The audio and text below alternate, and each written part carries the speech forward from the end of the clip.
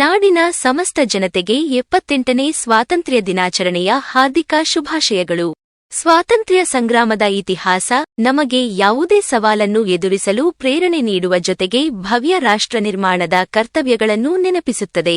ಬನ್ನಿ, ನಾವೆಲ್ಲರೂ ಒಂದಾಗಿ ಸಮೃದ್ಧ, ಸಶಕ್ತ, ಶ್ರೇಷ್ಠ ಭಾರತಕ್ಕಾಗಿ ಒಂದಾಗಿ ಮುನ್ನಡೆಯೋಣ ಎಂದು ಧಾರವಾಡದ ಅಂಜುಮನ್ ಕಲಾ, ವಿಜ್ಞಾನ, ವಾಣಿಜ್ಯ ಮಹಾವಿದ್ಯಾಲಯ ಪ್ರಾಚಾರ್ಯ ಡಾ. ಎನ್.ಎಂ. ಮಕಾಂದಾರ ನಾಡಿನ ಸಮಸ್ತ ಜನತೆಗೆ 78ನೇ ಸ್ವಾತಂತ್ರ್ಯದ ಆರ್ಥಿಕ ಶುಭಾಶಯಗಳು ಕೋರಿದ್ದಾರೆ. ರಾಷ್ಟ್ರದ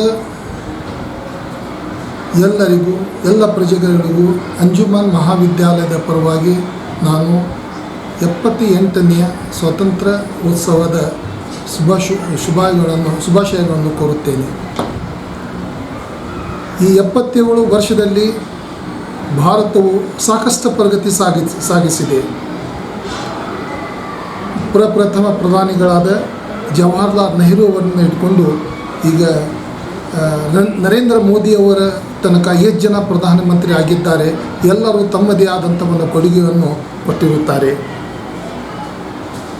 ಬೇರೆ ಬೇರೆ ಕ್ಷೇತ್ರಗಳಲ್ಲಿ, ಅದು ಕೃಷಿ ಕ್ಷೇತ್ರ ಆಗಲಿ ಅಥವಾ ಔದ್ಯಮಿಕ ಕ್ಷೇತ್ರ ಆಗಲಿ, ಎಲ್ಲ ಕ್ಷೇತ್ರಗಳಲ್ಲಿಯೂ ಸಹ ತಮ್ಮದೇ ಆದಂಥ ಒಂದು ಅಭಿವೃದ್ಧಿ ಮಾಡಲಿಕ್ಕೆ ಸಾಕಷ್ಟು ಒಂದು ತ್ಯಾಗವನ್ನು ಮಾಡಿದ್ದಾರೆ ಮತ್ತು ಬೇರೆ ಬೇರೆ ದಾರಿಯಲ್ಲಿ ಅದಕ್ಕೆ ಪ್ರೋತ್ಸಾಹ ಕೊಟ್ಟಿದ್ದಾರೆ. ಆದರೆ ಒಂದು ವಿಷಯವನ್ನು ನೆನಪಿಟ್ಕೋಬೇಕು, ನಾವು ಬರೇ ಅಭಿವೃದ್ಧಿ ಅಂತ ತಕ್ಷಣ ಬರೇ ನಮ್ಮದು GDP ಹೆಚ್ಚಿಗೆ ಮಾಡೋದು ಒಂದೇ ಅದಕ್ಕೆ ನಮ್ಮದು ವಿಚಾರ ಇರಬಾರ್ದು. ನಾವು ಭಾರತ ದೇಶದಲ್ಲಿ ಇಷ್ಟು ಅಭಿವೃದ್ಧಿ ಆದರೂ ಸಹ ಸುಮಾರು 25 ಕೋಟಿ ಜನ ನಮ್ಮಲ್ಲಿ ಬಡತನ ರೇಖೆಗಿಂತ ಕಡಿಮೆ ಇದ್ದಾರೆ.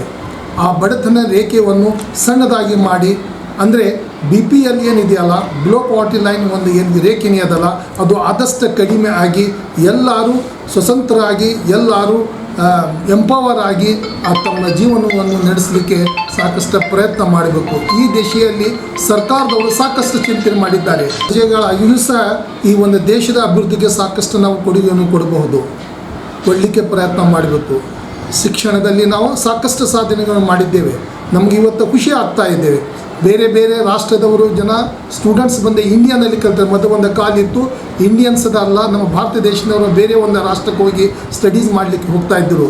ಈಗ ನಮ್ಮ ರಾಷ್ಟ್ರ ಮಟ್ಟದ ಎಜುಕೇಷನ್ ಇನ್ಸ್ಟಿಟ್ಯೂಷನ್ ಅದಾವಲ್ಲ, ಇದರಲ್ಲಿ ಸಾಕಷ್ಟು ಅಭಿವೃದ್ಧಿ ಮಾಡಿದ್ದಾರೆ. ಸಾಕಷ್ಟು ಒಂದು ಮಾಡರ್ನ್ ಟೆಕ್ನಾಲಜಿ ಇಂಟ್ರೊಡ್ಯೂಸ್ ಮಾಡಿಕೊಂಡು ನಮ್ಮ ಶಿಕ್ಷಣದಲ್ಲಿ ಸಾಕಷ್ಟು ಪ್ರಗತಿ ಸಾಗಿಸ್ತಾರೆ. ಈ ದಿಶೆಯಲ್ಲಿ ಎಲ್ಲರೂ ಕೈ ಜೋಡಿಸೋಣ, ನಮ್ಮ ರಾಷ್ಟ್ರವನ್ನು ನಿರ್ಮಾಣ ಮಾಡಲಿಕ್ಕೆ ಪ್ರಯತ್ನ ಮಾಡುವ. ಸರ್ಕಾರದ ಎಲ್ಲ ಯೋಜನೆಗಳಿಗೆ ನಾವು ಭಾಗಿತ್ವ ಆಗಿ ಈ ರಾಷ್ಟ್ರವನ್ನು ನಿರ್ಮಾಣ ಮಾಡಲಿಕ್ಕೆ, ಸ್ಟ್ರಾಂಗ್ ಮಾಡಲಿಕ್ಕೆ ಸಾಕಷ್ಟು ಪ್ರಯತ್ನ ಮಾಡುವ.